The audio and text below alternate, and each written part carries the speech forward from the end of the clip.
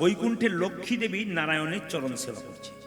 দেখে নেবেন আপনারা, যে কোনো ছবিতে লক্ষ্মী দেবী নারায়ণের চরণ সেবা করছে। এখন ছবিগুলো একা লক্ষ্মী দিচ্ছে, অ্যাকচুয়ালি নিয়ম হচ্ছে লক্ষ্মীর সেবা, লক্ষ্মী সবসময় নারায়ণের সেবা করছে। লক্ষ্মী দেবী কাঁদছে, নারায়ণ বলছে লক্ষ্মী তুমি কাঁদো কেন? বলছে একটা কারণে কাঁদছি, আমি কি তোমার প্রিয় হতে পেরেছি? বলছে সত্যিই তুমি আমার প্রিয়, তুমি তোমার স্ত্রী, তুমি আমার প্রিয়। কিন্তু এই জগতে সবচাইতে প্রিয় কে জানো? শিব চতুর্দশীর দিনে যারা বাবা শিবের আরাধনা করতে পারে, সে হচ্ছে আমার সবচাইতে প্রিয়। ভগবান নারায়ণ বললেন যদি ভগবানের কথা এই হয়, তাহলে কালকে শিব চতুর্দশী দিনে যদি শিবকে আপনি আরাধনা করতে পারেন, তাহলে ভগবানের প্রিয় আপনি হতে পারেন। লক্ষ্মী দেবী কি করলো? বৈকুণ্ঠে একটা শিবলিঙ্গ তৈরি করলেন সোনার। সবাই শুনবেন, আপনার সব বেলপাতা দেন তো বাবাকে, আর আকন্দা ফুল দেন, কিন্তু বাবার সবচাইতে প্রিয় ফুল কি এখনই জানতে পারবেন, যেটা আপনারা হয়তো অনেকে জানেন না, যে বাবা শিবের সবচাইতে প্রিয় ফুল কি। সবাই লক্ষ্য করুন। এখন যেটা শিবলিঙ্গ তৈরি করেছে, সঙ্গে সঙ্গে লক্ষ্মী দেবী নারায়ণকে বলছে তাহলে তোমার প্রিয় হতে গেলে আমি এক কাজ করি, শিবলিঙ্গের পুজো করব, তো কি মন্ত্রে পুজো করব? তখন লক্ষ্মী দেবীর কানে কানে নারায়ণ বললেন শুধু এইটা বললেই শিবের পুজো হবে, ওং নমঃ শিবায়, 5টা অক্ষরের মন্ত্র, ওং নমঃ শিবায়। আর কি করবে? আমাদের শিবের সবচেয়ে প্রিয় ফুল হচ্ছে পদ্ম। লক্ষ্মী দেবী প্রত্যেক দিন শরবত থেকে 100টা করে পদ্ম আনে, ফুল তুলে, আর শিবের আরাধনা করে, আর ওং নমঃ শিবায় বলে পুজো করে। ভালো করে শুনবেন, কালকে যেহেতু শিবরাত্রি, ওই জন্য ব্যাখ্যা করে বলে দিলাম, কালকে আপনারা করতে পারবেন। ওং নমঃ শিবায় বলে যে না পুজো করছে, সবাই লক্ষ্য করুন। 1 বছর করলো, 1 বছর পরে যখন একটা থালার মধ্যে 100টা পদ্ম ফুল লিখে যখন লক্ষ্মী দেবী ধ্যান করছে নারায়ণে শিবের, তখন শিব নিজে মূর্তি আকার ধারণ করে কি করলেন বুঝতে দিলেন না, তিনি 2টো ফুল চুরি করে নিয়ে চলে গেলেন। এখন লক্ষ্মী দেবী যখন 98টা ফুল দিয়েছে, দেখছে 2টো ফুল কোথায় গেল। পুজো করতে করতে কোনো জিনিস যদি আপনি আনতে ভুলে গেছেন, আর পুজো যদি বসে গেছেন, আর আপনি যাবেন না, যা দিয়েছে তাই দিয়ে করতে হবে। পুজো করতে করতে উঠতে নেই যে আমি কাজললতা ভুলে গেলাম, কি এইটা ভুলে গেলাম, আমাকে আনতে হবে, তা নয়। যখন বসে গেলেন পুজোতে, তখন কিন্তু আর আপনার ওঠা উচিত নয়। লক্ষ্মী দেবী দিচ্ছে পুজো করতে করতে ওঠা উচিত নয়। উনি বললেন তাহলে 98টা ফুল হলো, আর 2টো ফুল কোথায় পাই? প্রত্যেক দিন 100টা দিই। তখন তিনি চিন্তা করলেন, ভগবান বিষ্ণু তার স্বামী একদিন বলেছিলেন তোমার বক্ষ যুগল হলো পদ্ম ফুলের মতো। তাহলে যদি 98টা পদ্ম ফুল হয় আর আমার বক্ষ যুগল 2টো হয়, তাহলে আমি কর্তন করে কেটে আমি 2টো বক্ষ যুগল দেবো, নিয়ে 100টা হবে। যেই না কাটতে গেছে অস্ত্র দিয়ে, সঙ্গে সঙ্গে ভগবান শিব বললেন মা এ তুমি কি করছো? বলছে 98টা পদ্ম ফুল 2টো দিতে পারলাম না, তাই কেটে আমি দিতে চাইছি। বলছে মা তোমাকে কিচ্ছু করতে হবে না, তুমি কি চাও বলো। বলে আমাকে আশীর্বাদ করো। মানে আমি পরম বৈষ্ণব হতে পারি, কিন্তু তোমাকে আশীর্বাদ কেন করবো? তুমি তো লক্ষ্মী দেবীর স্ত্রী, তোমাকে না তবু তুমি আমাকে আশীর্বাদ করো যে আমার স্বামীর প্রিয় হতে পারি। ওই তাহলে এক কাজ করো, তোমার ওই যে তুমি লক্ষ্মী, তোমার অঙ্গ থেকে বেল গাছ তৈরি হবে, শ্রী গাছ। বেল ফলকে দেখবেন শ্রীফল বলে, আর বেল পাতাকে দেখবেন শ্রীপাতা বলে। ওই যে তোমার অঙ্গ থেকে শ্রী গাছ তৈরি হবে, মানে বেল গাছ, আর তোমার বক্ষ যুগল হবে কি? বেল ফল, ওটা হচ্ছে শ্রীফল। আর পাতা হবে শ্রীপাতা। এটা আমার সেবায় লাগবে। এবং তুমি অবশ্যই অবশ্যই এই জগতে কোনো নারী যদি বেল পাতা দিয়ে এবং পদ্ম ফুল দিয়ে, আকন্দা ফুল দিয়ে আমাকে যদি সেবা করতে পারে, তাহলে সে কিন্তু তার স্বামীর প্রিয় হতে পারে। শুধু নিজের স্বামী নয়, জগৎ স্বামী ভগবানের প্রিয় হতে পারে। তাহলে ভগবানের সবচেয়ে প্রিয় হতে গেলে আগামী দিনটা কিন্তু খুব মূল্যবান দিন। এই দিনটা আপনারা সবাই পালন করবেন, আমি আপনাদের কাছে আশা রাখলাম। আসুন সবাই মিলে মহাপ্রভু নবদ্বীপের মাটিতে হরিনাম দিচ্ছেন, প্রত্যেকটা জীবের দ্বারে দ্বারে দিচ্ছেন হরিনাম। আর নিতাই চাঁদকে বলছে নিতাই চাঁদ তুমি জীবের দ্বারে হরিনাম দাও। নিতাই চাঁদ বলছে কি, তোরাই হরিনাম নিবি কে রে ভাই, দয়াল নিতাই যাচিয়া বেড়াই আই আই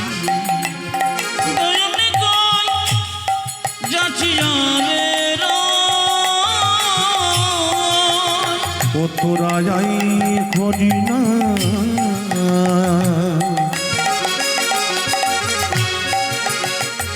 নিবি কি রে ভাই, আমার দয়াল নিতাই জাতি যাবে রায়। ওই আমার দয়াল নিতাই জাতি যাবে রায়। তোরা আই হরি নামে নিবি কে রে ভাই, দয়াল নিতাই যাচিয়া বেড়াই আই আই, দয়াল নিতাই যাচিয়া বেড়াই। তোরা আই হরি নাম নিবি কে রে ভাই, দয়াল নিতাই যাচিয়া বেড়াই, দয়াল নিতাই যাচিয়া বেড়াই। ও যে দিতেছে নিতাই যাচিয়া যাচিয়া, দেখো দিতেছে নিতাই যাচিয়া যাচিয়া, দিতেছে দিতেছে নিতাই যাচিয়া যাচিয়া দিতেছে নিতাই যাচিয়া যাচিয়া লোকের প্রেম লুটি করিয়া দিতেছে নিতাই যাচিয়া যাচিয়া কি গোলকে প্রেমে লুটি করিয়া দিতেছে নিতাই যাচিয়া যাচিয়া গোলকের প্রেমে লুটি করিয়া দিতেছে নিতাই যাচিয়া যাচিয়া গোলকের প্রেমে লুটি করিয়া দিতেছে নিতাই যাচিয়া যাচিয়া দিতেছে নিতাই যাচিয়া যাচিয়া আয় হরে নাম নিবে রে ভাই দয়ালে তুই যাচিয়া রে ওই আমার দয়াল নিতাই যাকে যাবে তাই চাঁদ কি করলেন অধম পতিত জীবের দ্বারে দ্বারে গিয়া আরে অধমে পতিত জীবের দারি দারি গিয়া অধম পতিত জীবের দ্বারে দ্বারে গিয়া আদি অধম পতিত জীব দারে দারে গিয়া যে মহামন্ত্র হরিনামে দিচ্ছেন বিলাইয়া আজি মহামন্ত্র হরিনাম দিচ্ছেন বিলাইয়া যে মহামন্ত্র হরিনামে দিচ্ছেন বিলাইয়া যে মহামন্ত্র হরি নামে দিচ্ছেন বিলাইয়া যে যারে ডাকে তারে বলে দন্তে তৃণ ধরি যারে দেখি তারি বলি দন্তি তিন ধরি যারে ডাকে তারে বলে দন্তে তৃণ ও ধরি যাকে যারে দেখে তারে বলে দন্তে তৃণ ধরি আমারে কিনিয়া লহ বল গৌর হরি হরি বল ধরি মাই নিয়ে লহ বলে গৌরে হরি ও যে আমারে কিনিয়া লহ বল গৌর হরি যাকে আমার হিকনিয়া লহ বল গৌর হরি কে কি নিবিরে কে কি নিবি রে কে কি নিবিরে কে নিবিরে যা চাইবি তাই পাবি কে কি নিবিরে তোরা যাচাই বিতাই পাবি কে কি নিবি রে যা চাইবি তাই পাবি কে কি নিবিরে তোরা যাতাই বিতায় পাবি কে নিবিরে আমি বিনামূল্যে বিকাইব কে কি নিবিরে আমি বিনামূল্যে বিকাইব কে কি নিবি রে আমি বিনামূল্যে বিকাইব ধর্মার্থ কাম আমি বিনামূল্যে বিকাইব ধর্মর্থ কাম্য আমি বিনামূল্যে বিকাইব দেখো ধর্মর্থ কাম্য আমি বিনামূল্যে বিকাইব দেখো ধর্মর্থ কাম্য আমি বিনামূল্যে বিকাইব দেখো ধর্মর্থ কাম্য কে নিবিরে রে আমারে কি নিয়ে লহ বলে গৌরে ও যারে আমার কিনিয়া লহ বল গৌর হরি সবাই মিলে বলুন রাধা রানী কি না যে পরিমাণ ভক্ত যে জয়টা আশা করছিলাম জোরে হবে রাধা রানী কি হ্যাঁ উঠেছে আরো বেশি শ্যাম সুন্দর কি মদন মোহন কি জয় বলছেন না ভয় বলছেন বুঝতে পারছি না জোরে বলবো শ্যাম সুন্দর কি বাহ মদন মোহন কি হরিবাসর কি সাধুগুরু বৈষ্ণব কি ঠান্ডা লাগছে কি না দেখলাম পরীক্ষা করে খুব ভালো লাগছে আপনাদের পরিবেশ বেশ ঠিক আছে শুনুন ভগবান যেদিন যেমন সেদিন তেমন আজকে গোবিন্দ সেবায় যতগুলো এসছেন ততগুলো লাগবেন একবার পাক্কা গোবিন্দ সেবায় তবে সবার কাছে একটা কথা বলে যাবো সব যে যেখানে বসে আছেন ভগবান বলছে মন মানা মাত ভক্ত তার মানে কি তুমি এখানে এসে ক টাকা দিলে ওটা দেখবে না তোমার মনটা তুমি গোবিন্দকে দিলে কিনা বাচ্চাকে মাস্টারমশাই বলে না মন দিয়ে পড় তাই কীর্তন শুনতে গেলে মন দিয়ে শুনলে কিছু লাভ আছে আমার গুরুদেব বলছেন যে গরু যখন খাবার খায় তখন দেখবেন খুব তাড়াতাড়ি খেয়ে নেয় তারপর জাবর কাটে মানে খাবারগুলোকে আস্বাদন করে ঠিক সেরকম কীর্তন শুনবেন অনেক কথা শুনবেন যদি শোবার সময় আপনি অনেক কথা চিন্তা করতে করতে 5টা কথা জীবনের ব্যবহার করতে পারেন আপনার জীবন সুন্দর হয়ে যাবে আপনি কি ভাবছেন কীর্তন শুনলে শুধু আপনার মঙ্গল হবে একজন মা যদি কীর্তন শোনে তার সন্তানের মঙ্গল হয় তার স্বামীর মঙ্গল হয় তার সংসারের মঙ্গল হয় একজন বাবা যদি কীর্তন শোনে তার সংসারে মঙ্গল হয় স্ত্রীর মঙ্গল হয় পুত্র কন্যা সবার মঙ্গল হয় এই জন্য সবাই ভগবান হচ্ছে মঙ্গলময় কথা যিনি শুনবেন তার অবশ্যই লাভ হবে আজকে গৌরচন্দ্রীকে বাড়াবো না সবাই মিলে একবার হাততালি দিয়ে গাইবেন হাত ওঠান একবার সবাই প্রেমানন্দে একসঙ্গে মাইরা একসঙ্গে সবাই হাত তুলুন একসঙ্গে মাইরা প্রেমানন্দে মেতে হরি বলো একসঙ্গে হাত তুলবেন কিন্তু যার আছে তিনি তুলবেন যার নাই তার কোনো তোলার দরকার নেই একসঙ্গে প্রেমানন্দে মেতে হরি বলো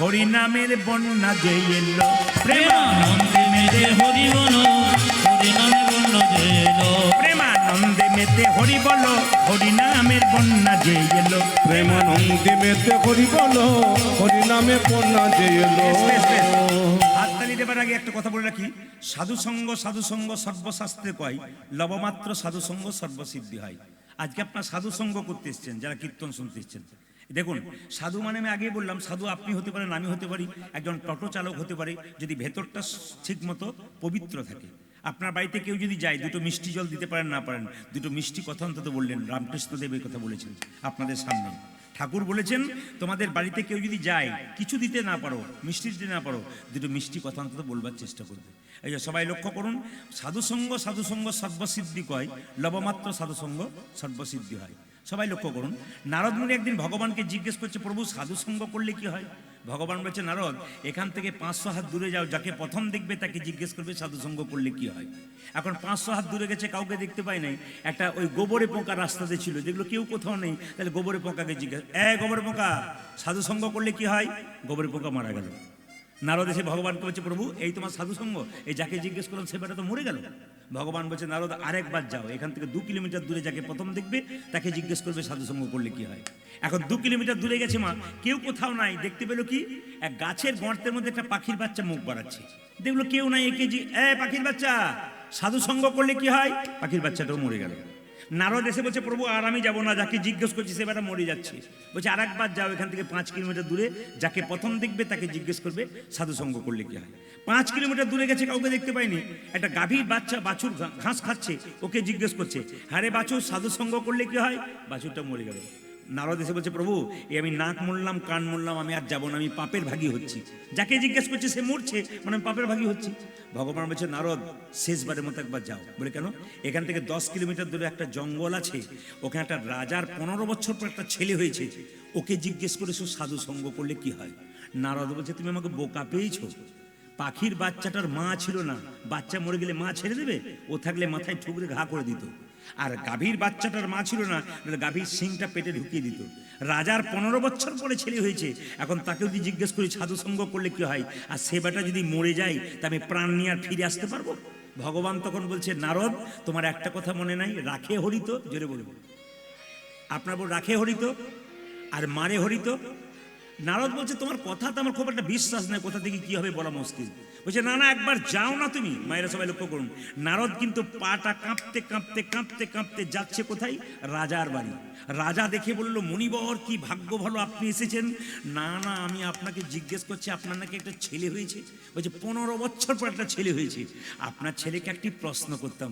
রাজা বলছে, একটা মানে কি তুমি 10টা করতে পারো? তো নারদ বলছে, যে বাড়িতে প্রশ্ন করব তার পেছন দিকে দরজা আছে তো?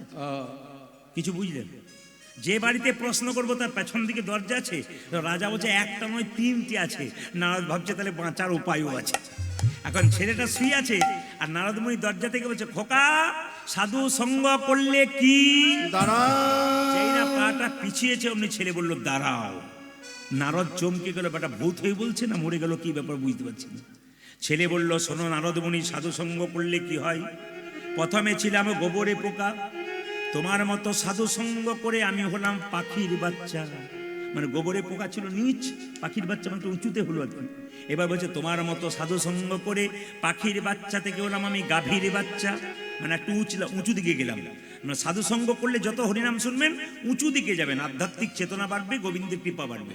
যেমন 1 2 3 4 5 6 পড়তে পড়তে যেমন বিএ পাস করে যাই, উঁচুতে যাই, সেরকম আধ্যাত্মিক চেতনা যত শুনবেন তত উপর দিকে আপনি যাবেন, গোবিন্দের কৃপা পাবেন। তো বলছে যে তারপর আমি গাভীর বাচ্চা থেকে আমার রাজার ঘরের বাচ্চা, আমি যেমন তেমন রাজা নয়, ভগবান শ্রীকৃষ্ণের বাচ্চা আপনারা হবেন, মানে শ্রীকৃষ্ণের ঘরে বাচ্চা সন্তান আপনারা সবাই হবেন যদি আপনারা সাধু সঙ্গ করতে পারেন। আজকে কিন্তু যারা কীর্তন শুনতেলেন তারা কিন্তু ভগবানের সন্তান সবাই। কেন? ভগবান তো পৃথিবীর রাজা, তার সন্তান। হাত তুলে প্রেমানন্দে মেতে হরি বলো, প্রেমানন্দে মেতে হরি বলো। আজকে সাতবেরিয়ার এই দুর্গা ভবনে হরিনামের বন্যা যে এলো, প্রেমানন্দে মেতে হরি বলো, হরি নামে বন্যা যে এলো। প্রেমানন্দে মেতে হরি বলো, হরিনামের বন্যা যে এলো। প্রেমানন্দে মেতে হরি বলো, হরি নামে বন্যা যে এলো। এমন বন্যা দেখি নাই শুকনাতে তলাই, ডুবলো দেশের নর নারী জাতির বিচার নাই। এমন বন্যা দেখি নয় শুকনোতি তো নয়, ডুবলো দেশি নর নারী জাতের বিচার নয়। এমন বন্যা দেখি নাই শুকনাতে তলাই, ডুবলো দেশের নর নারী জাতির বিচার। এমন বন্যা দেখি নাই শুকনোতে তলায়, ডুবলো দেশে নর নারী জাতির বিচার নাই। ভাইরা, শুধু কি হিন্দু ছেলে ডুবেছিল, একটা মুসলমানের ছেলে ডুবেছিল। কি নাম? ও দেখো হরিদাস, দেখো হরিদাস, দেখো হরিদাস, কাজীর ছেলে সেও বুঝি ডুবলো ভাই। দেখো হরিদাস, দেখো হরিদাস, দেখো হরিদাসী কাজীর ছেলে সেও বুঝি ডুবলো না। প্রেমানন্দে মেতে হরি বলো, হরি নামের উলধ্বনি। ও প্রেমানন্দে মেতে হরি বলো, হরি নামে বন্যা যে এলো। প্রেমানন্দে মেতে হরি বলো, হরি নামে বন্যা যে এলো। প্রেমানন্দে মেতে হরি বলো হরি নামে বন্যা যে এলো নন্দে মেতে হরি বলো হরি নামে পূর্ণ যে এলো নন্দে মেতে হরি বলো হরি নামে বন্যা যে এলো নয়নানন্দেতে ভনে নন্দেতে ভনে সেই তো সকলই জানে সকলি জনে সর্বসিদ্ধি করতলে করতলে সবাই মিলে একসাথে বলুন রাধে রাধে। সবাই মিলে বলবেন। কৃষ্ণ নিজের মুখে বলেছেন যে আমার যদি কেউ প্রিয় হতে চাই বিনামূল্যে কিনতে চাই রাধে রাধে বললেই ব্যাস। তাই যদি কৃষ্ণ নিজের মুখে বলে যে রাধে রাধে বললে আমার সবচেয়ে প্রিয় হয়, তাহলে আপনারা রাধে রাধে বলবেন না কেন? জোরে বলুন রাধে রাধে। হ্যাঁ, কাল সকাল থেকে যে যাকে দেখবেন কি বলবেন? জোরে বলুন রাধে রাধে। কাল সকালে কাউকে হ্যালো করবেন, কি বলবেন? রাধে রাধে। ওপাশ থেকে যদি বলে তুই কবে থেকে আরম্ভ করলি, বলে আজ থেকে শুরু করলাম, তুইও শুরু করে দে, দেখবেন সবাই রাধে রাধে হয়ে যাবে। সবাই মিলে রাধে রাধে একসঙ্গে সবাই। চলো রে মন বৃন্দাবন ধাম, চলো রে মন বৃন্দাবন ধাম, रति जा राधे राधे नाम, मिलेंगे कुंज बिहारी, मिलेंगे राधा प्यारी। चलो मन बिंदु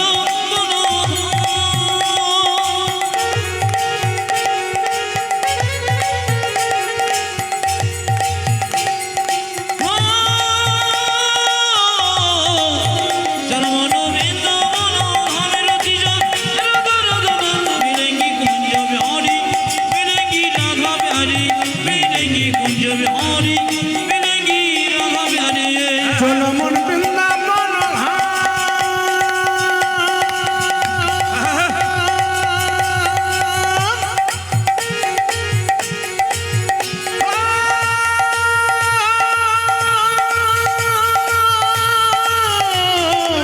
চলো মন বৃন্দাবন ধাম রতি যা রাধা রাধা নাম মিলেंगे कुंज बिहारी मिलेंगे राधा प्यारी मिलेंगे कुंज बिहारी मिलेंगे राधा प्यारी। सावधान से प्रिय वृंदावन धाम है, सबसे मीठो मधु श्री राधा नाम है। ओ সবে ধামেশি সবে ধামেশি সবে ধামেশি প্রিয় বৃন্দাবন ধামে গে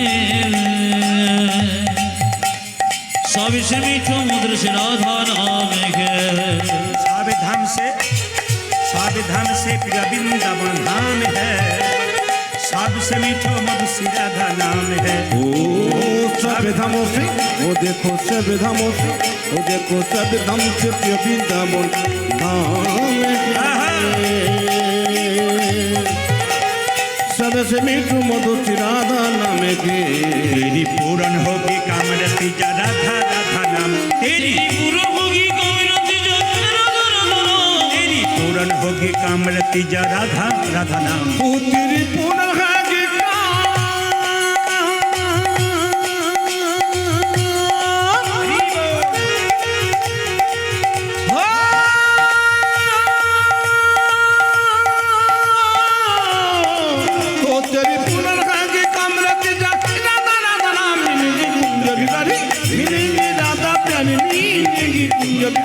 मिलेंगे राधा प्यारी।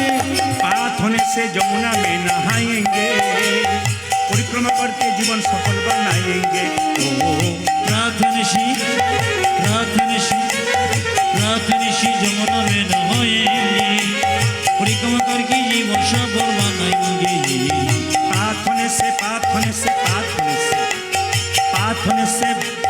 पाथ होने से जमुना में नहाएंगे, परिक्रमा करके जीवन सफल बनाएंगे। ओ प्रातः होने से वो देखो प्रातः होने से वो देखो प्रातः होने से जमुना में ना आएंगे,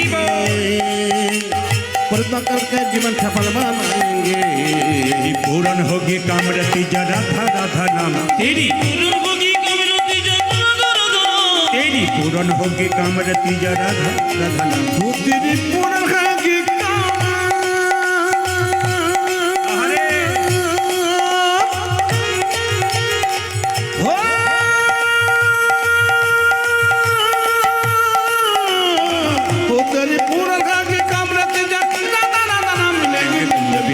मिलेंगे राधा प्यारी, मिलेंगे कुंज बिहारी, मिलेंगे राधा प्यारी, मिलेंगे कुंज बिहारी, मिलेंगे राधा प्यारी, मिलेंगे कुंज बिहारी, मिलेंगे राधा प्यारी, मिलेंगे कुंज बिहारी, मिलेंगे राधा प्यारी। राधा रानी কি, মদন মোহন কি। মহাপ্রভু একটা কথা বলেছেন, শুনিতে শুনিতে কেহ। কিছু মনে করবেন না, অনেক ভক্ত আছেন যারা প্রথম জীবনে খুব ভক্ত ছিল না, কিন্তু কীর্তন শুনতে শুনতে শুনতে শুনতে ভক্তির পথে গেছে। ওই জন্য মহাপ্রভু বারবার বলছেন যে এক কাজ করো, যত শুনবে তত তোমার লাভ আছে। এই জন্য বারবার বলবো, শুনিতে শুনিতে কেহ, যত শুনবেন তত লাভ আছে। জীবনে যদি উন্নতি করতে চান, দেখুন মায়েরা, গাড়ি বাড়ি টাকা পয়সা ধন সম্পত্তিতে উন্নতি নাই। মহারাজ বলছেন বা পণ্ডিতগণ বলছেন, বাড়িতে আপনাকে কেউ কিছু খারাপ কথা বলেছে, আপনি তার প্রতিবাদ করবেন বলে চিৎকার করছেন, কিচ্ছু করার দরকার নেই। ও খারাপ কথা বলেছে বলুক, আপনার চিন্তা নেই, পাড়া প্রতিবেশীকে বলে শোনাবেন না, ওরও 5 জনকে শুনিয়ে আপনার কলঙ্ক ছড়িয়ে দেবে, আপনার দুঃখ বাড়িয়ে দেবে। দু জায়গায় বলবেন ভেতরে দুঃখ থাকলে, একটি গুরুচরণে, একটি গোবিন্দের চরণে। গুরু হলো বাবার মতো, তিনি আপনার সমস্যার সমাধান করবেন, আর গোবিন্দ হলো জগৎ পিতা, তিনি সমস্যার সমাধান করবেন। দেখুন, বাড়িতে যত কাজকর্ম করলেন সকাল থেকে সন্ধ্যে পর্যন্ত, ভগবানের চরণে 8 ঘন্টা বসুন, দেখবেন আনন্দ একটা আলাদা আছে। কারণ আমি তো শুধুমাত্র জেলায় জেলায় নয়, প্রত্যেকটি রাজ্যে রাজ্যে যাই, দেশের বাইরে আমি সব জায়গায় যাদের যেখানে যাই সেখানে দেখতে পাই ভক্ত এমনভাবে তৈরি হয়েছে, ভগবান ছাড়া কিছু বোঝে না। খাইতে শুইতে যথাতথা মহাপ্রভুর যে সবসময় কীর্তন করতে পারো, চলতে ফিরতে তোমার কর্মের মাধ্যমে গোবিন্দকে স্মরণ করো, কর্ম ভালো হবে। বলে কর্ম বড় না ধর্ম বড়? বলছে কর্ম বড়। কোন কর্ম বড়? এরকম কর্ম নয় যে ভাই হয়ে ভাইকে ঠকাচ্ছে বা এ ওকে ঠকিয়ে দিচ্ছে, ওই কর্ম নয়। কোন কর্ম? ধর্মযুক্ত কর্ম। যে কর্মের মধ্যে ধর্ম থাকবে সেটা কিন্তু সবচাইতে বড়। সবচাইতে দুঃখের ব্যাপার কি বলুন তো, আমরা যখন কাউকে দান করি তখন ভাবি ভগবান ওটা দেখছে, আর যখন চুরি করি তখন ওটা ভাবি না যে ওটাও ভগবান দেখছে। খুব আশ্চর্যের ব্যাপার। আমরা যখন কাউকে দান করি 20 টাকা 50 টাকা, ভাবছি ভগবান দেখছে যে আমি দান করছি, কিন্তু কারো যখন কেড়ে নিচ্ছি, চুরি করছি, একবারও ভাবছি না যে ভগবান ওটাও দেখছে। ওই জন্য বারবার বলবো যে যেখানে বসে আছেন যতটুকু কর্ম করবেন, কীর্তন শুনবেন, ভক্তি করবেন, পাক্কা করুন, লোক দেখানি নয়। কিন্তু মালা নিলাম, তিলক নিলাম, নিয়ে হরিবল বলতে বলতে রাস্তা দিয়ে চলে গেলাম, তারপর দেখলাম ভেতরে একটা খারাপ কাজ করে ফেললাম, তা যা করবেন ভক্তি ভরে, 5 মিনিট করবেন, তবু ভক্তি ভরে করবেন। আপনাকে সারাদিন দিতে হবে না, ভক্তি ভরে করবেন। সন্ধ্যাবেলায় বসবেন, গোবিন্দের চরণে লাভ আছে। আজকে যে কথাটি গাইবো, আজকে একটা লীলা গাইবো মায়েরা। তো লীলাটি হচ্ছে কি, কৃষ্ণ সুদামা, মানে সুদামা কৃষ্ণকে কত ভালোবাসে তা একটা অদ্ভুত প্রমাণ আপনারা দেখতে পাবেন। ভগবানকে স্বামী রূপে ভালোবাসা যায়, দেখবেন। কিছু মনে করবেন না, যার স্বামী নাই সে যদি জগৎপতিকে স্বামী রূপে ভালোবাসতে পারে, তিনি কৃপা করেন। যার ছেলে মেয়ে নেই সে যদি গোবিন্দকে সন্তান রূপে ভালোবাসতে পারে, গোবিন্দ কৃপা করতে পারে। শেষ বয়সে আপনি ভাবতেই পারবেন না আপনাকে কে কোথা থেকে সে আপনার শেষকৃত্য সম্পন্ন করে দেবে। যার কেহ নাই তুমি আছো তার, যার কেউ নাই যদি গোবিন্দকে স্মরণ করতে পারে, একদিন দেখবেন কৃপা করে তার পাশে তিনি এসে বসে আছেন। এই জন্য ভক্তি বিশ্বাস করে করতে হবে। আর যে ভেতরে সন্দেহ থাকে, গোবিন্দের কোনো কৃপা আপনার হবে না। সন্দেহ করলে কোনদিন কৃপা হবে না। দেখুন, সুদামা জন্ম নিল কোথায়? বৃন্দাবনে, বিধর্ম গ্রাম। এবং জাতি কি না, ব্রাহ্মণের বাড়িতে। পদকর্তা বর্ণনা করলেন, দেখো দেখো কোথায় জন্ম নিল।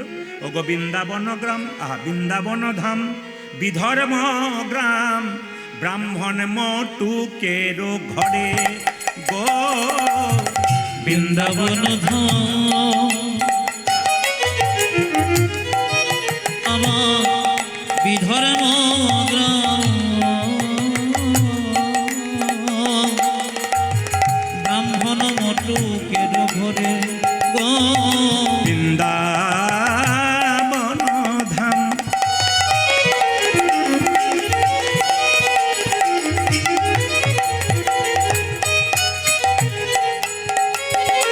ও যে বিধর্ম গ্রাম, ব্রাহ্মণ মটুকের ঘরে গো বৃন্দাবন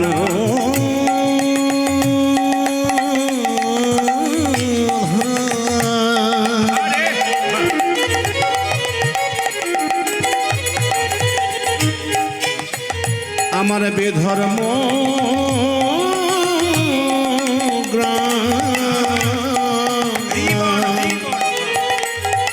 ব্রাহ্মণ মোটকের ঘরে। শুভ কার্তিক মাস, উত্থান একাদশী, কার্তিক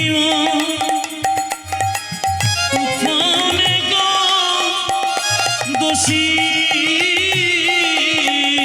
ও যে শুভ কার্তিক মাস, উত্থান একাদশী, জন্ম নিল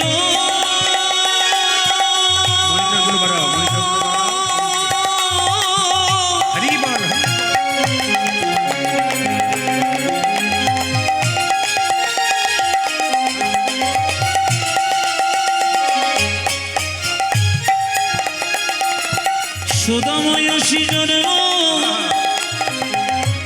নিবেদন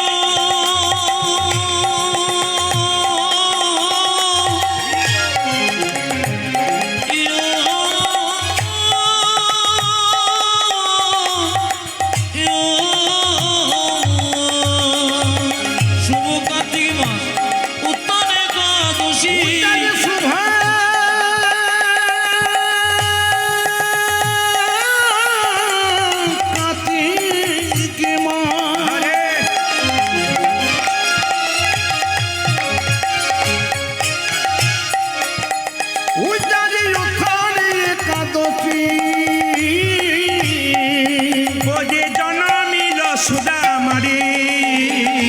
জনমিল সুদা মারে আমার শুভ কার্তিক মাস উত্তর একাদশী জনমিল সুধা মারে জনমিল সুধা মারে ও যে সুদা মায়াসী জন্ম সুধা মায়াসী জন্ম নিল সুদা মায়াসী জন্মনি দেখো দেখো সুদামায়াসী জন্ম নিল যে ভারতী ভূমি ধন্য হলো সুদা মায়াসী জন্মনি ওই দেখি ভারতী ভূমি ধন্য হলো ও যে সুদা মায়াসী জন্মনি ভরাতে ভূমি ধন্য হলো সুধা মায়াসী জন্ম নিল ভরাতে ভূমি ধন্য হলো সুধা মায়াসী জন্ম ও নিল দেখো সুদামায়াসী জন্ম নিল শুভ কার্তিক মাস উত্তর একাদশী জন্মিল সুধা মারে জন্মিল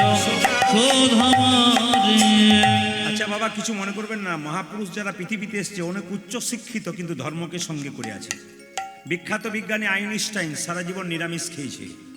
আমরা ছেলেদেরকে বোঝাই নিরামিষ যদি খাস তাহলে দুর্বল হয়ে যাবি অথবা সাধু হয়ে যাবি, কিন্তু বিরাট কোহলি যিনি বিখ্যাত ক্রিকেটার তার স্ত্রী অনুষ্কা জীবনে কোনোদিন আমিষ খায় নাই, ব্যাটের পর ব্যাট 6 মারছে। আমরা কিছু ভুল ধারণা নিয়ে বসে আছি। আমাকে অনেক মেয়েরা বলে আমার ছেলে নিরামিষ খাচ্ছে, আপনার কীর্তন শোনার পর একটু বলুন যেন মাছ মাংস খাই।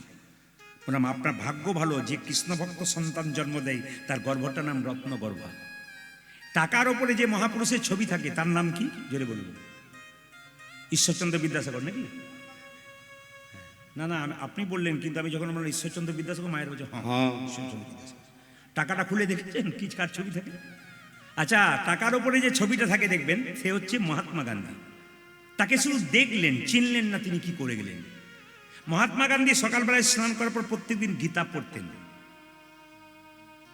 সবার কাছে কয়েক জায়গায় চাঁদে গিয়েছিল যে মেয়েটি, হ্যাঁ সুনিতা উইলিয়াম চাঁদে গিয়েছিল, দেখবেন তার ব্যাগের মধ্যে একটা গীতা ছিল আর গণেশের মূর্তি ছিল।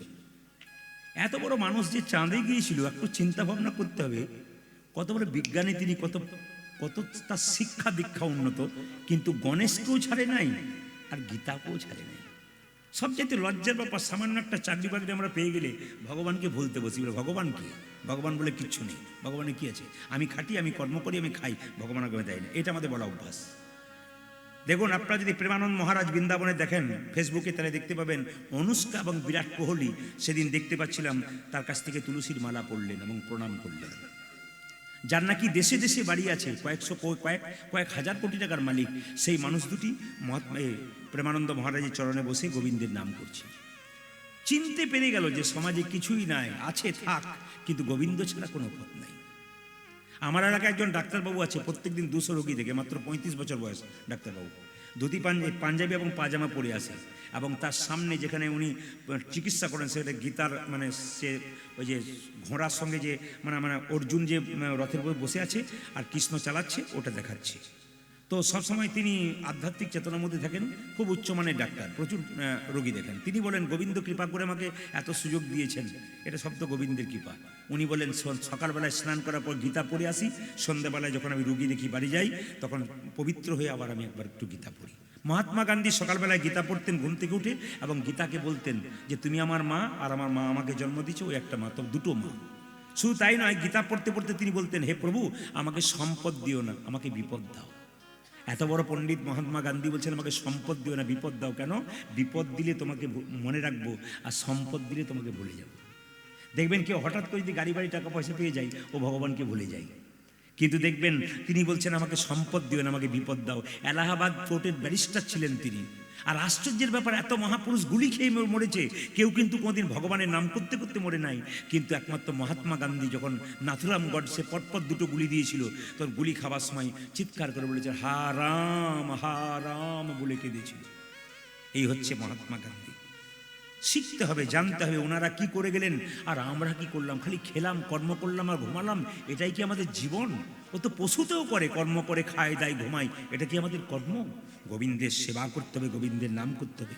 হ্যাঁ, আপনি হরে কৃষ্ণবাবুর মতো কীর্তন দিতে নাই বা পারলেন, কিন্তু গোবিন্দের মন্দিরে তো 5 মিনিট বসতে পারলেন, গোবিন্দের মন্দিরে একটু ভোগ দিতে পারলেন, কোনো বৈষ্ণব দেখে একদিকে সেবা করাতে পারলেন, এটা তো হতে পারে। যার যেমন সামর্থ্য, যাকে যেমন ইচ্ছা দিয়েছে সেটা আপনি করতে পারেন, কোনো অসুবিধা নেই। সবাই লক্ষ্য করুন, বলছে 12 মাসের মধ্যে 3টে মাস কিন্তু খুব গুরুত্বপূর্ণ, একটা বৈশাখ, একটা মাঘ, আর একটা হচ্ছে কার্তিক মাস। সবাই শুনছেন তো? বলছে জন্ম নিল কোন মাসে? কার্তিক মাসে। আবার আশ্চর্যের ব্যাপার, উত্থান একাদশীর দিনে। বাবার নাম কি? মটুক ব্রাহ্মণ। মায়ের নাম কি? রচনা দেবী। ওই সিনেমার রচনা নয় কিন্তু, কেউ ভেবে নিয়ে নাম। রচনা দেবী, রয়কার চ দন্তনাকা, রচনা দেবী। তো সবাই লক্ষ্য করুন, বলছে কার্তিক মাসে জন্ম নিল। 3টে মাস। মাঘ মাস গুরুত্বপূর্ণ কেন? স্নানের জন্য। বৈশাখ মাস কেন? জলদানের জন্য। মায়েরা, আপনাদের বাড়িতে কোনো যে অতিথি যায় বা ভিখারি যায়, অন্যদিন জল দিতে পারেন না পারেন, কাজের মধ্যে থাকেন, বৈশাখ মাসে কেউ যদি দরজায় যায়, আপনি তাকে জল না দিয়ে ফেরাবেন না। দেখবেন বড় বড় মারোয়ারি যারা প্রচুর বড় বড় ব্যবসা করে, মারোয়ারি দেখবেন ঝোপে যদি ব্যবসা করে না, বিরাট ব্যবসা চলে। কেন? ওদের প্রত্যেকটি রাস্তা কিন্তু চেতনার মাধ্যমে। মারোয়ারি এত টাকার মালিক কেন? বিরাট বিরাট ব্যবসা ওদের। কেন? ওরা সকালবেলায় স্নান করে গোবিন্দকে ফুল টুল দিয়ে একবার রীতিমতো ভজন করে পবিত্রভাবে এসে দোকান খোলে। এইরকম নয় যে আমাদের মতো কিছু কিছু লোক আছে, পায়খানা কাপড়েই চলে গেল, দোকান খুলে দিল আর কি, নিয়ে গণেশকে ধর দেখাতে লাগলো। কিছু পবিত্রতা চাই, আচার চাই, বিচার চাই, নাহলে গোবিন্দের কৃপা কোনো মতে হয় না। তো সবাই লোক বৈশাখ মাসে একটু জলদান করতে হয়। আর কার্তিক মাসটা হচ্ছে দামোদর মাস। এই মাসটাতে ভগবান শ্রীকৃষ্ণকে মা যশোদা দাম মানে দড়ি, উদর মানে পেট, পেটটা দড়ি দিয়ে বেঁধেছিল। এই মাসে দেখবেন টহল দেওয়া হয়, হয় না মায়েরা? সকালবেলায় দেখবেন কীর্তন করে করে বেড়ায় না, দরজায় দরজায় কত ভক্ত। এমন এমন ব্যক্তি আছে, বোলপুরে একজন ব্যক্তি আছে, বোলপুরের পাশে, সারা মাসটা টহল দেয়, নিয়ে ওই কীর্তন করে ভোরবেলায় 10-12টা গ্রাম নিয়ে চালটা আদায় করে, টাকা আদায় করে, একদিন কীর্তন দেয়, ঘরটা চালের, জল পড়ে বর্ষাকালে, সেই লোকটা কীর্তন দেয় এবং 200-400 লোককে সেবা করে।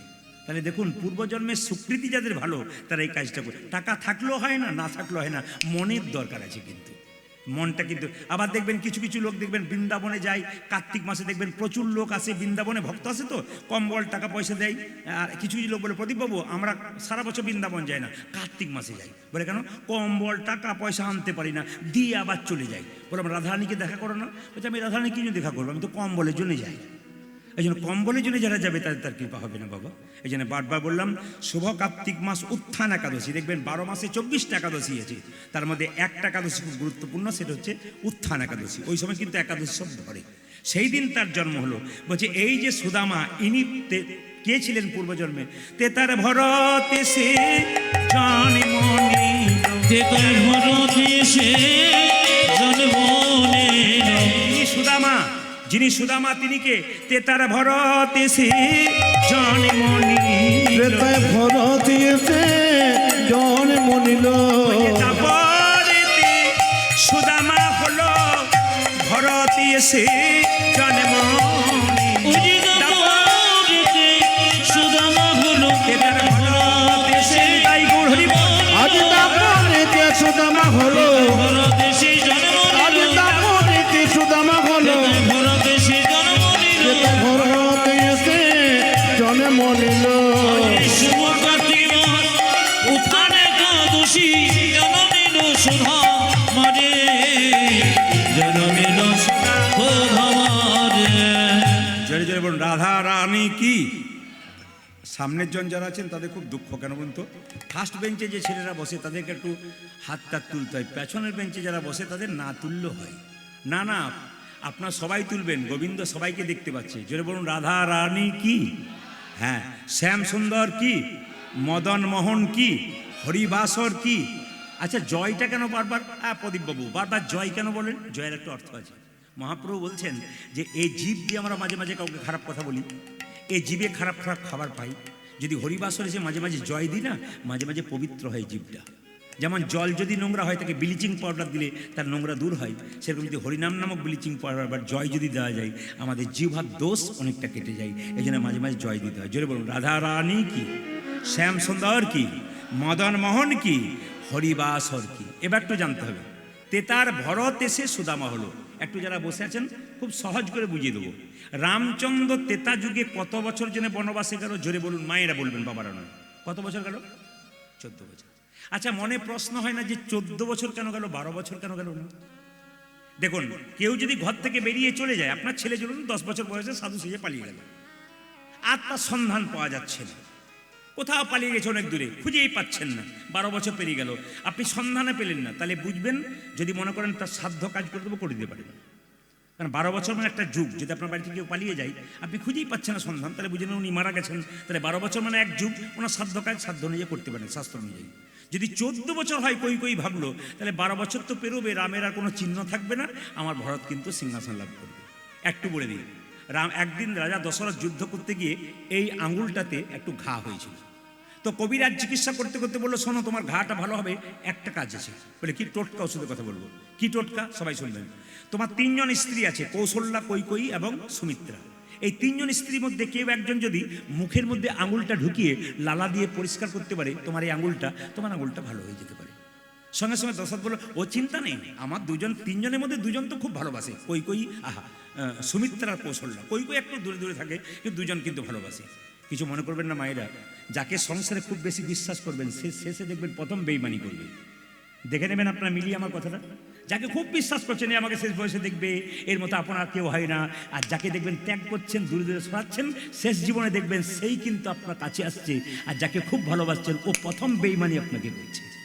কৌশল্যাকে ডাকলো দশরথ, শুনছ? বলে কি, আমার আঙুলটা তুমি পরিষ্কার করে দিতে পারবে লালা দিয়ে? স্বামী, সব কিছু পারবো, ওটা বাদ দিয়ে। তাহলে সুমিত্রাকে ডাকি, সুমিত্রা তুমি, দিদি যা বলেছে তাই, আমিও পারবো না। কেউ পারলো না মা, কিন্তু কৈকেয়ী ছুটেছে বললো, স্বামী আমায় ডাকলে না, তোমায় ডাকতাম, আমি তোমার আঙুলটা পরিষ্কার করব। তাহলে যার ওপর ভরসা ছিল তিনি করলেন না, আর যার ওপর ভরসা ছিল না সে এসে আঙুলটাকে লালা দিয়ে পরিষ্কার করে ঘাটা ভালো করে দিল। আচ্ছা মায়েরা কিছু মনে করেন না, সঙ্গে সঙ্গে জিজ্ঞেস করলো, কৈকেয়ী তুমি এত কিছু করতে পারলে? তার স্বামী জিজ্ঞেস করছে। কৈকেয়ী বলছে, শোনো, মেয়েদের সবচেয়ে দামি জিনিস হলো স্মৃতির সিঁদুর আর হাতের শাঁখা। এই দুটো যে মেয়েদের আছে তার আনন্দ সারা জীবন আছে। একটা মেয়ে যদি 22 বছর বয়সে বিধবা হয়ে যায়, তাকে রাস্তা দিয়ে নিয়ে যাবেন, দেখবেন মনে হবে তাকে 40 বছর মতো লাগছে। স্মৃতির সিঁদুর হাতের শাঁখা রাখলে মেয়েদের আলাদা মানাই।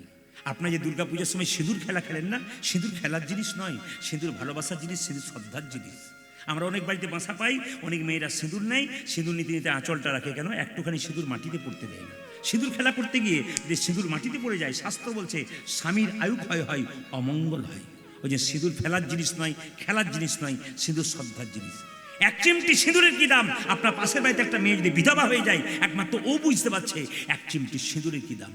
ওই যে সিঁদুরকে কেউ অবমাননা করবেন না, সিঁদুরকে একটু সম্মান দেবেন, এটা বারবার আপনাদের কাছে নিবেদন রইল। তো সঙ্গে সঙ্গে মায়েরা কিছু মনে করবেন না, রাজা দশরথ কি করলেন, বললেন ঠিক আছে তুমি 2টো বর চেয়ে নাও, তুমি আমার এত করলে।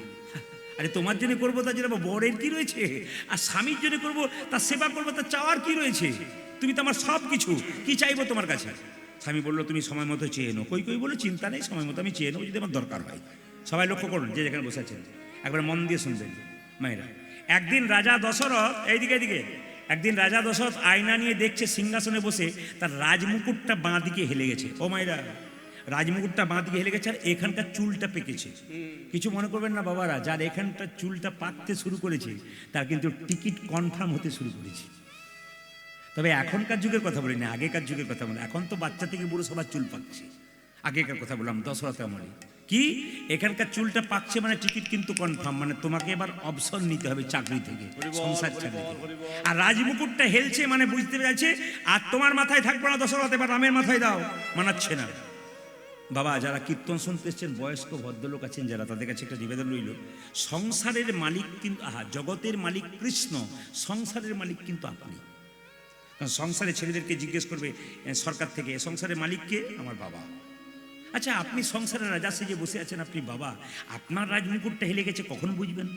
রৌদ্রে মাঠে পরিশ্রম করে বাড়ি ফিরবেন, গ্রীষ্মকালে আপনার বৌমাকে 1 গ্লাস জল চাইবেন, যখন 1 ঘন্টা পর 1 গ্লাস জল আসবে তখন বুঝবেন আপনারও রাজমুকুট কিন্তু হেলতে শুরু করেছে। সংসার আপনাকে ভালোবাসছে না, পাক্কা কথা। এইদিকে মায়েরা, আর বয়স্ক মায়েরা যখন শীতকালের দিনে বৌমাকে এক কাপ চা চাইবেন, যখন দেখবেন 1 ঘন্টা পর 1 কাপ চা আসছে অবহেলা করে, তখন বুঝবেন আপনারও কিন্তু নিতাই গৌর হরিবোল হয়ে গেছে। এই সংসার শুধু নিতে চাই, দিতে চাই না মা। তবু কি সংসার করেছেন, কর্তব্য পালন করবেন, কিছু মনে করবেন না, এইদিকে তাকাবেন। বলে কি, আপনি যখন মারা যাবেন জোরে বলবেন, মৃত্যুর সময় যে কাপড়টা বা যে জামাটা পরেছেন ওটা কি বাক্সে ভরে নেবেন, আপনার সঙ্গে দেবে? জোরে বলুন, আপনার সঙ্গেই দেবে। বলুন দেবে কিনা, জোরে বলুন দেবে কিনা। আপনি যে বিছানাতে শুয়েছিলেন ওই বিছানাটি কি নিয়ে নেবে? আপনি মরে যাবেন, বিছানা আপনার সঙ্গে শ্মশানে পাঠিয়ে দেবে। কিন্তু আপনি যে কষ্ট করে একটা সোনার মালা 5 ভরি ওজনের করেছেন, ওটা কি আপনার সঙ্গে দেবে? ওটা কিন্তু আপনাকে কোনো মতেই দেবে না। কেন? আপনাকে চুষে, রক্ত চুষে যে জিনিসটা হয়েছে ওটা কিন্তু আপনাকে দেবে না, ওটা নিয়ে নেবে। এ সংসার নিতে চাই, দিতে চাই না, প্রত্যেকের জন্যে। একটা বাবা প্রত্যেকদিন একটা ছেলের জন্য লজেন্স আনে, যদি 2 দিন আনা বন্ধ করে দেয়, ছেলে আর বাবাকে বাবা বলবে না। স্বার্থপর সমাজ। তবু সংসারে কর্তব্য কর্ম করবেন, আসল কর্তব্য করবেন না, করবেন। কারণ শেষে যেন ঠকতে না হয় যে গোবিন্দ তোমাকে এতদিন ডাকি নাই, সংসারের জন্য করলাম, সংসার আমাকে দেখলো না, তোমাকে ডাকি নাই বলে আজ আমি কাঁদছি, এটা যেন শেষকালে না বলতে হয়। সবার কাছে নিবেদন রইল। সবাই লক্ষ্য করুন, রাজা দশরথ সিদ্ধান্ত নিলেন রামচন্দ্র কাল সকালে রাজা হবে।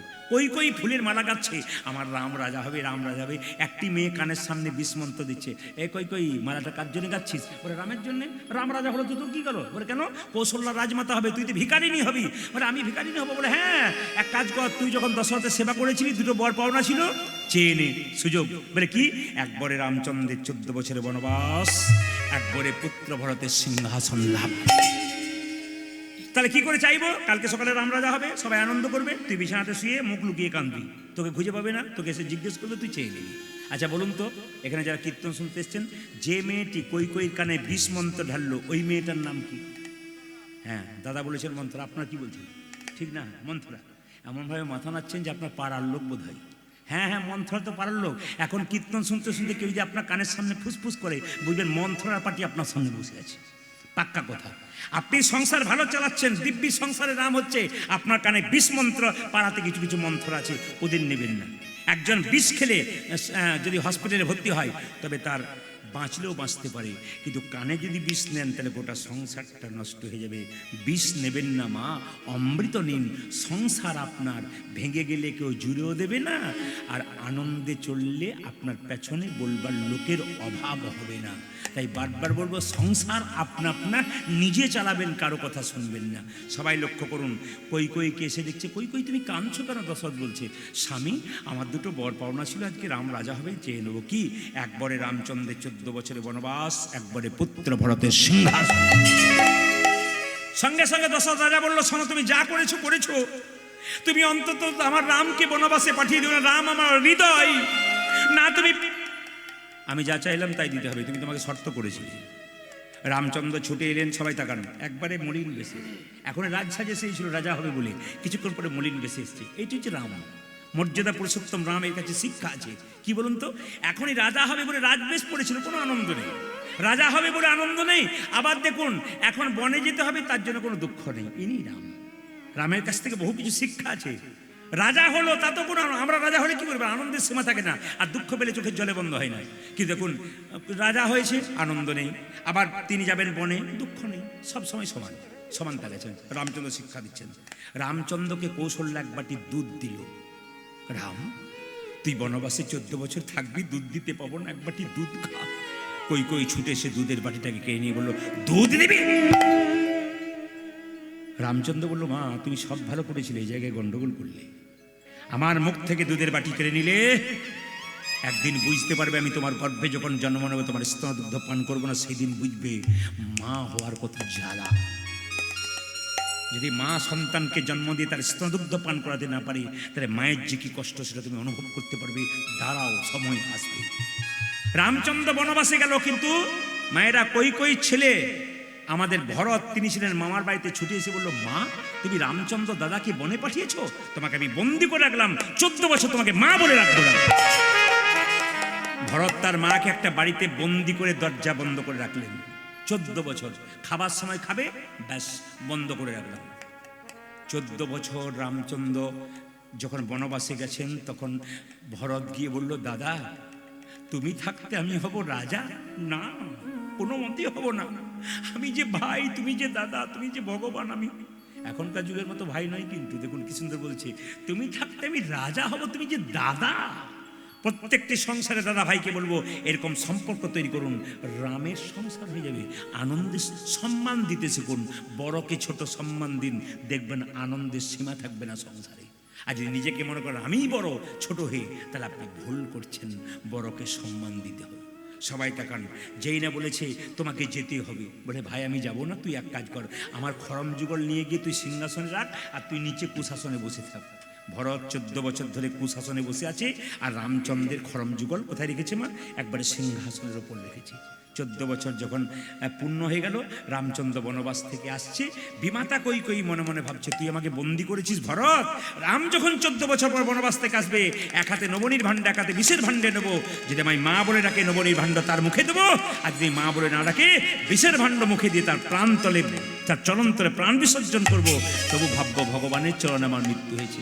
রামচন্দ্র 14 বছর পর বনবাস থেকে আসছে, আর ভক্তগণ গাইছে, জয় জয় রঘুপতি রাঘব রাজা রাম, পতিত পাবন সীতারাম। জয় জয় রঘুপতি রাঘব রাজা রাম, পতিত পাবন সীতারাম। জয় জয় রঘুপতি রাঘব রাজা রাম, পতিত পাবন সীতারাম।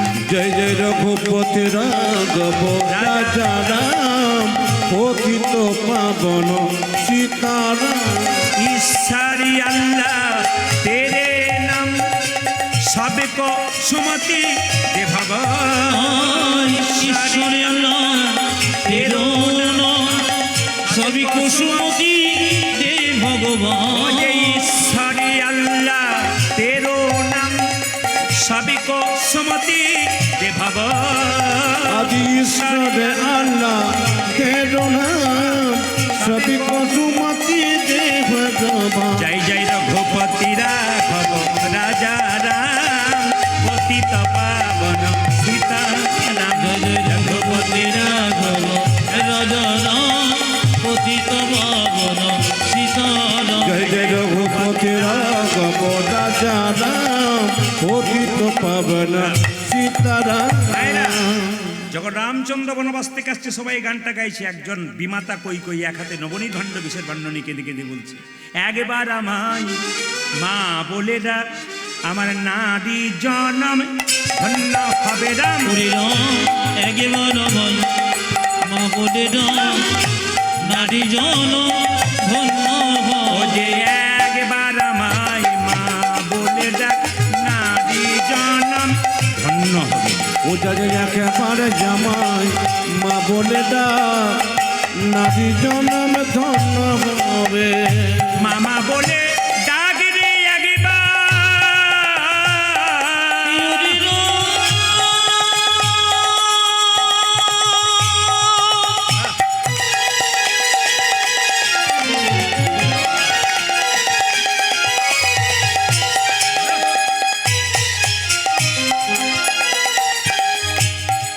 ও মামি গোপাল,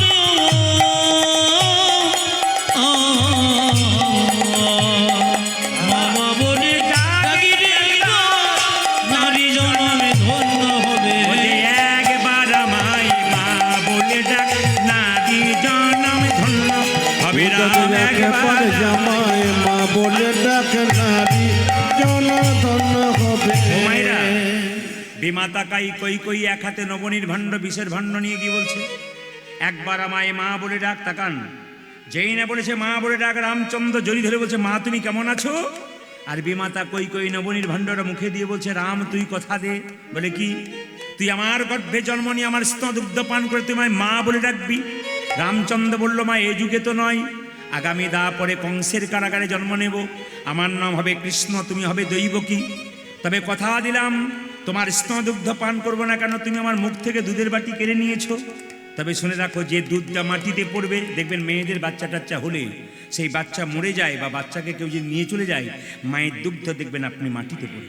দৈবকীর গর্ভে কৃষ্ণ জন্ম নিল, কৃষ্ণ চলে গেল নন্দালয়ে, তখন দেখবেন আপনা আপনি দুগ্ধ দৈবকীর মাটিতে পড়তে লাগলো, পড়েনি মায়া? তখন কিন্তু সেই মাটি থেকে এই যে কলিযুগের মালসা তৈরি হয় না, মাটি চিরের মালসা, ওই মাটিটা তৈরি হলো ওখান থেকে।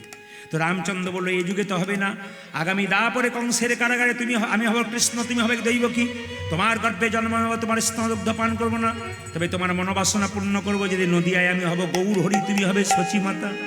লক্ষ্য করুন মায়েরা, রামচন্দ্র 14 বছর পর বনবাস থেকে এলো, দেখছে ভরত কুশাসনে বসে সিংহাসন পরিচালনা করছে, আর রামচন্দ্রে খরম যুগল বসানো আছে সিংহাসনে।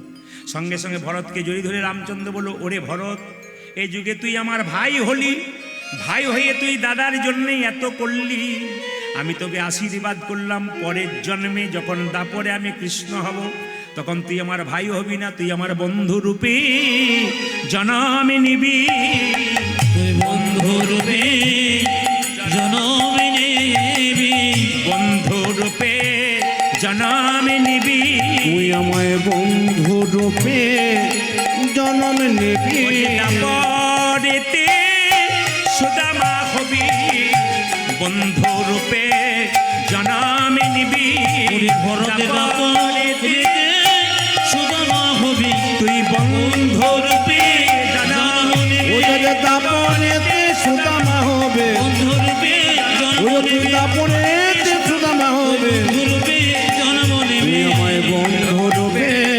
জন্ম মায়েরা, নিবি। সবাই লক্ষ্য করুন যে যেখানে বসে আছেন, একবার জোরে বলুন, রাধা রানী কি, শ্যাম সুন্দর কি, মদন মোহন কি। এই যে কীর্তন শুনতে এসছেন, কিছু মনে করবেন না, যার মন দেখবেন খুব চঞ্চল, তার কোনো ফল কোনো কাজে হবে না, আর যার মন দেখবেন খুব স্থির, তার সব জায়গায় লাভ আছে।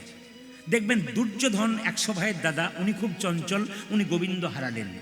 আর দেখবেন পঞ্চপাণ্ডব, তার দাদা যুধিষ্ঠির, উনি স্থির ব্যক্তি, উনি কিন্তু গোবিন্দ পেলেন। মায়েরা দেখবেন যে মেয়ে খুব চঞ্চল, ও তরকারিতে 2 বার নুন দেয়, ঘরের লোকের কাছে গাল খায়, কারণ চঞ্চল তো। দেখবেন যে পুরুষ দেখবেন খুব চঞ্চল, এখানে ওখানে ওঠা বসা করে, এখানে একবার বসলো, ওখানে একবার বসলো, একবার খুঁজলো, এর জীবনে কোনো উন্নতি নেই। ঘুরে দেখুন, ঘরে গিয়ে দেখবেন জীবনে কোনো উন্নতি করতে পারে না।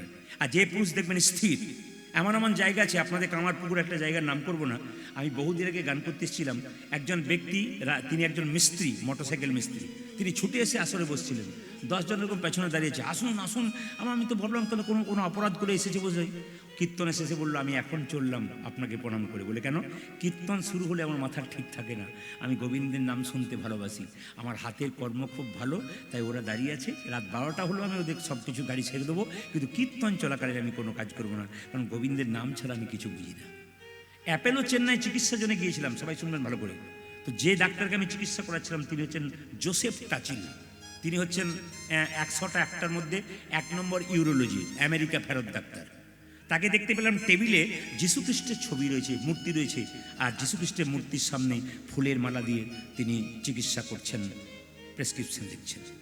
একজন বাঙালি ডাক্তারকে দেখালাম, আশ্চর্যের ব্যাপার, দেখলাম টেবিলে একটি গোপাল রয়েছে, আর গোপালের কাছে একটা ছোট্ট থালা রয়েছে, কিছু বাতাসা রয়েছে, কয়েকটা তুলসী পাত্র রয়েছে। আমি জিজ্ঞেস করলাম, স্যার আপনারা গোবিন্দ ভজন করেন? আমেরিকা ফেরত ডাক্তার, লন্ডন ফেরত ডাক্তার। বলছে, আরে বাবা, ডাক্তার আমি বেনেছি, উনি বানিয়েছেন, তবে তো সবই তো ওনার কৃপাতে। ওনাকে প্রার্থনা করে বলি, প্রভু তোমার জন্য পৃথিবীতে এসেছি, চিকিৎসা করব, তোমার হাত সব। মানে গোবিন্দকে বিশ্বাস করে। আর আমাদের সব চাইতে লজ্জার ব্যাপার, আমাদের গোবিন্দকে একটু বিশ্বাস নাই। এত বড় লন্ডন ফেরত ডাক্তার, গোবিন্দ ছাড়া কিচ্ছু বুঝে না। আর সব চাইতে লজ্জার ব্যাপার, আমরা সামান্য কিছু পড়াশোনা করে আমরা গোবিন্দকে বুঝতেই চাই না। এইটা হচ্ছে সবচেয়ে, আমাদের হিন্দু সনাতন ধর্মের এত পতন কেন, এত অধঃপতন কেন? অন্যান্য সমাজে ধর্মীয় অনুষ্ঠান হলে দেখবেন লোক দিতে, যদিও এখানে লোকটা কম, ভক্তটা কম, কিন্তু অন্যান্য জায়গাতে আমার প্রচুর ভক্ত হয়। আপনাদের গ্রাম বাংলা হয়তো পাশাপাশি, তবু কিন্তু আপনারা যেভাবে এসছেন, হরেকৃষ্ণবাবু ভাবছিলেন লোকই তো নেই, 2-10টা বসে আছে বাবা, কিন্তু বললাম আসবেই, চিন্তা নেই। যারা পাকা ভক্ত, যারা কীর্তন পিপাসু, যারা গোবিন্দকে ভালোবাসেন, দেখুন যারা আপনারা তো বসে আছেন, এনারা দেখুন ফাঁকা আকাশের নিচে দাঁড়িয়ে আছেন, বসে আছেন, তাহলে এনাদের কি হলো, কি বলুন তো? পূর্বজন্মের স্বীকৃতি আছে বলে আসতে পেরেছে। পূর্বজন্মের স্বীকৃতি না থাকলে গোবিন্দের নাম কোনদিন শুনতে পারে না, তার ভাগ্য ভালো হয় না। এই জন্য দেখুন অনেকে দাঁড়িয়ে থাকবেন, কিন্তু তবু কীর্তন শুনবেন কেন? যে কুয়াশা পড়ছে তবু কীর্তন শুনছে। এইটা হচ্ছে গোবিন্দের কৃপা। বারবার বলবো, বাবার রক্ত ছেলের শরীরে বইছে। আপনি ভালো বাবা হবেন, ভবিষ্যতে আপনার বয়স হবে, বিছানায় শুয়ে থাকবেন, গ্যারান্টি পাবেন আমার ছেলে উল্টো পাল্টা জায়গায় বসবে না, ভালো জায়গায় বসবে। কেন?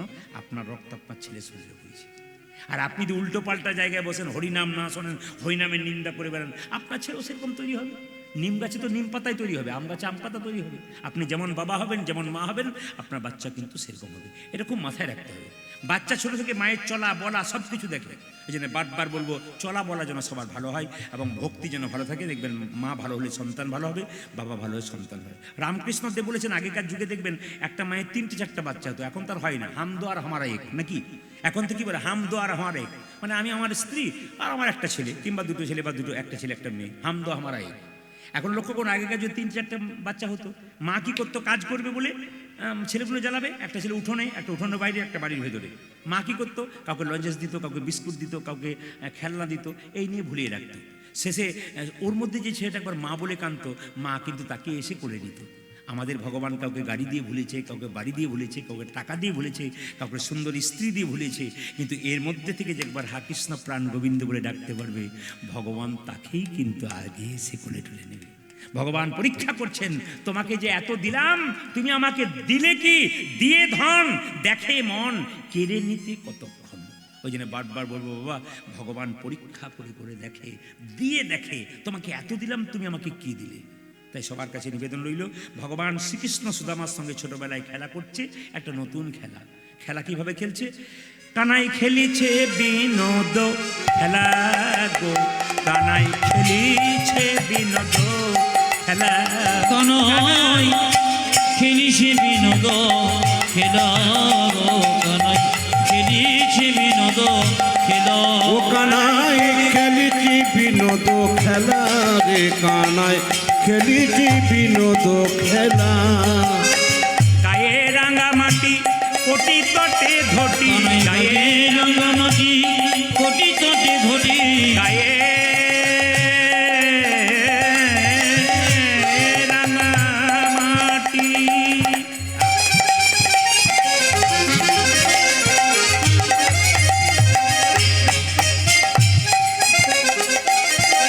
খেলে রে, খেলে রে,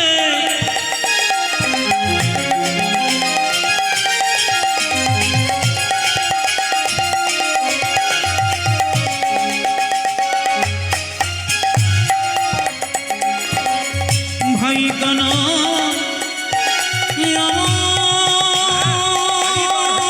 আমার খেলে রে,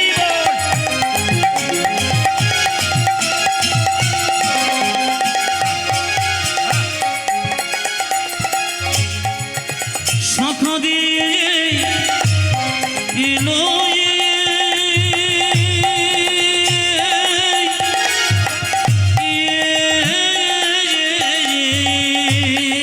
কানাই গায়ে রাঙামাটি কোটি তটে উত্তাজি ধটি, কালি